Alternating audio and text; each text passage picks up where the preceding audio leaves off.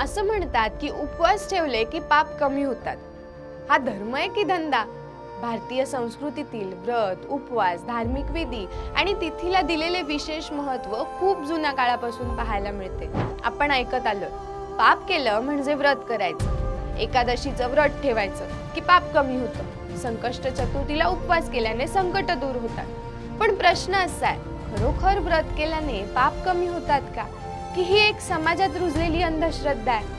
व्रत म्हणजे स्वतःवर संयम ठेवून मन शरीरावर नियंत्रण मिळवून, यामध्ये शरीराला विश्रांती मिळते, मन शुद्ध होते, संयमाचे महत्त्व कळते।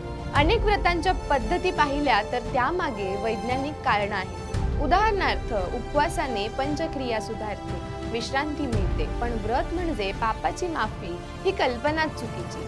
पाप म्हणजे चुकीचं कृत्य, मग खोटं बोलणं असो, चोरी असो, कुणाला फसवणं असो किंवा इतर कुठल्याही गैरकृत्य असो। एखाद्या चुकीच्या कृत्यांमुळे इतरांचे नुकसान झालं आणि त्याची भरपाई आपण एक उपवास ठेवून करू शकतो का?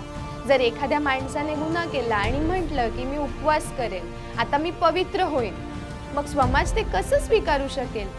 पाप माफ होतं, पण ते केवळ प्रायश्चित्त, कबुली आणि बदललेल्या वागणुकीमुळे। आजकाल काही ठिकाणी व्रतांचे आणि पूजांचे पॅकेज स्वीकारले जातात। तुम्हालाही असंच वाटतं का की उपवास केल्याने पाप नष्ट होतात?